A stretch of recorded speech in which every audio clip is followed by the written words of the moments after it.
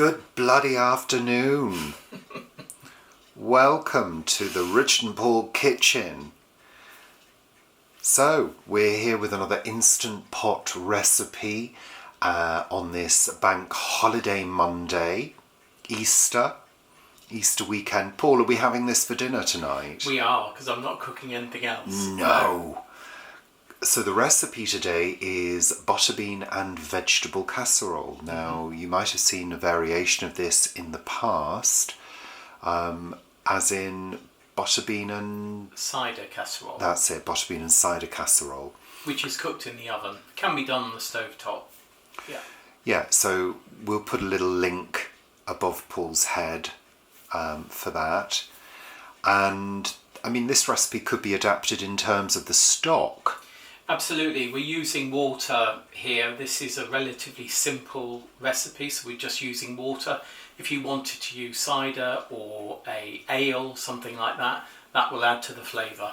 Yeah, but water can be used as in this recipe that we're going to show you. But first of all, we're going to talk about the principal ingredient, butterbeans. So let's have a little look at the butterbeans there. So let's just talk about what you've done, because Paul is quite canny in terms of preparing ahead. So I believe that what you've done, Paul, is thought about these butterbeans for use in a recipe like this where there are other vegetables involved.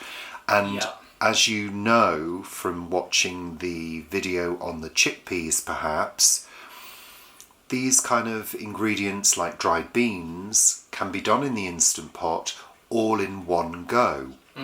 But if you were to add vegetables and do that long cooking time, the vegetables would fall apart. Yeah. So Paul, how have you treated these butterbeans? Well, if I just wanted to cook butterbeans fully cooked in the Instant Pot, I'd follow the same process as for chickpeas and cook them for 30 minutes. As many of the stews that we do have a sort of 10-minute cooking time, what I've done is I followed the same process as the chickpeas, but I've only cooked these for 20 minutes because we're going to cook them for an additional 10 minutes now. And what I did is after I cooked them for 20 minutes, I let them cool in the Instant Pot, and then I portion them up. There's 500 grams here, and top them up with liquid in the tub that I was about to put in the freezer, and then they went in the freezer. So these have been frozen and defrosted, and the liquid has been poured away. Okay, great. So they're partially cooked, which means they are also going to stay intact during the cooking. And there's a little bit of... there's give in them, but they're still sort of firm. They're still undercooked at the moment. Okay, so they require cooking time of around 10 minutes in the stew as a whole thing. Absolutely. And it also means the vegetables are going to stay intact. Yeah. Now, of course, also what you do is you tend to cut up the vegetables in different sizes. So I think this is the time to zoom in and have a look at the ingredients. Paul, take us through the ingredients. Olive oil, onions, vegetable bouillon powder. If you want to use stock cubes or just salt, you can do that, but obviously stock cubes and vegetable bouillon give you more flavour. Black pepper, mustard, carrots, garlic, mixed herbs, which are herb de Provence. We were asked that question last week, but mixed herbs is the same as herbs de Provence. Yeah, and I just want to say, let's not confuse mixed herbs and mixed spices. They're two different things. Spices are a powder made from a spice. These are dried leaves of herbs, mixed herbs. So this has got sort of rosemary, thyme, oregano, marjoram, parsley in. But they come as mixed herbs in the UK. 2 bay leaves, celery, butterbeans, potato, and we've got water over there. As we said before, if you want to use beer or cider to add flavour, you can do that. And then let's say at this moment that the carrots and the celery are cut in different sizes. Some are chopped small, as in the potatoes as well, As in the potatoes, yes. And what action does this give? These will help thicken, the smaller bits will help thicken the liquid a bit. Because they will break down. Yeah. Yeah, and then the other bits the larger bits will stay more intact. Yeah, they'll be soft and cooked through, but more intact. Yeah, and that's, we enjoy a nice substantial stew. Yeah. With good bite to it, a feeling that you're eating a full meal rather than a soup. Yeah, okay, great. Let's get on with putting the ingredients into the Instant Pot and what order they go in. Okay, so what goes in first, Paul? As per usual, olive oil. Okay, and are you going to do the same thing, rinsing that pot out with a little bit of water and then adding that water to the bottom of the Instant Pot? Yeah. Yeah. Just a splash. So olive oil, splash of water. Onions. And they're quite chunky onions, Paul. Yeah, they've been cut into eighths. Carrots. Ooh. Celery. Lovely. Then the Butterbeans. Butterbeans, just levelling those off a bit. So we level off as we go, just gently, not pressing it down. Clean hands, of course. Potatoes. Lovely. Herbs. Garlic. Yeah. Bay leaves. Super. And then the pepper, bouillon, and mustard. And your mustard. And the mustard will need to. Perfect. Great. And then finally, our liquid. Liquid, which is just going in down the side. Down the side. And we will put all the amounts in the description box below. Great. And on with the Instant Pot lid. Obviously we've got the ring in there. The seal. Yeah. And then the vent. To the back. Clockwise. And then we're ready to program the Instant Pot. Okay, so we're going to be pressing Pressure cook. pressure cook. Then bringing the time down to 10 minutes. 10 minutes. And I'm taking the keep warm off. Keep warm and it's on high pressure.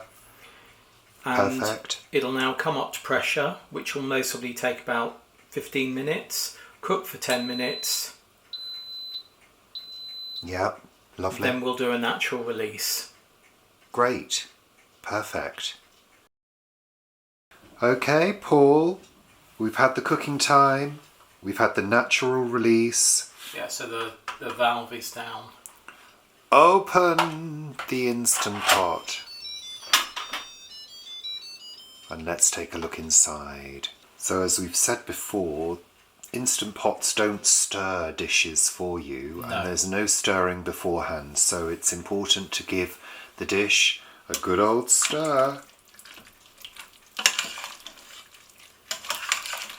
Because also what this does, it distributes all of the flavours around and also helps to cause any vegetables that might have broken down to do so further and thicken the liquor.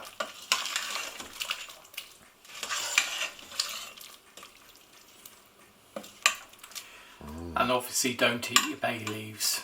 Now take your bay leaves out. Should be another one in there. Oh, we'll find it when we do. Okay, let's have a look at it served into a dish. Okay, let's have a look at it served. Now the liquid is fairly thin, but we kind of quite like that. Oh, it looks very hearty. And of course you could thicken it if you wanted to. You could use a little bit of thickening or some gravy granules, something like that if you wanted to. Yeah, or just some corn flour made into liquid with a tablespoon of water and then stir that through. Yeah, but we prefer it as it is, Yeah. like a traditional Stew. stew. Little bit French. Very often a French stew will have a nice sort of liquor to it. And I remember, Paul, when you used to do pot roast chickens Oh yeah, yeah. with vegetables, that used to have like a delicious stock. But this is how we like it. I think it's time to try some, and I think we're going to have this for dinner, aren't we? Oh, we definitely are. Yeah, let's try some. Oh, yum, yum, yum. I'm just going to try some of the liquid first. The liquor. Oh, that's lovely. It's like a rich stock. And the celery. It's very I nice. love celery. Cooked in a stock, it's delicious.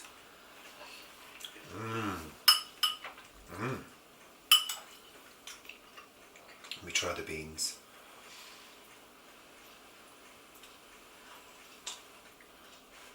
Very hot.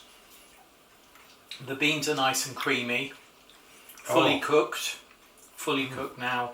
Some of them are breaking down, so adding a little thickness. They're very light, the beans as well. They are. The celery is very soft. The carrots are soft but have got some texture to them.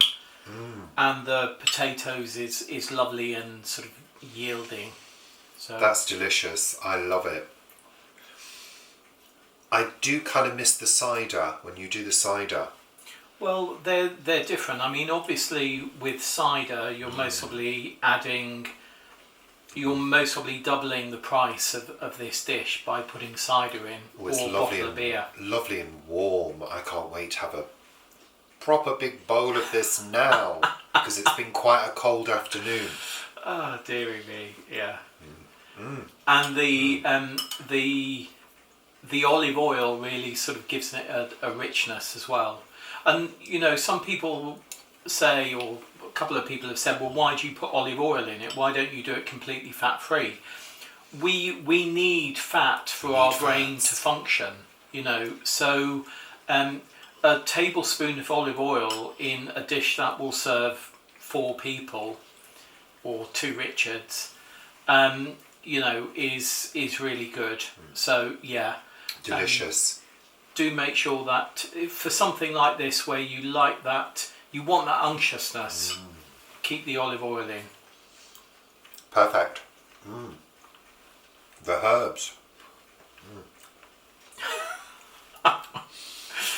Right, I think that's Time it. to chow down. Thanks ever so much for watching. Look out for the next one next week. Bye for now. Bye.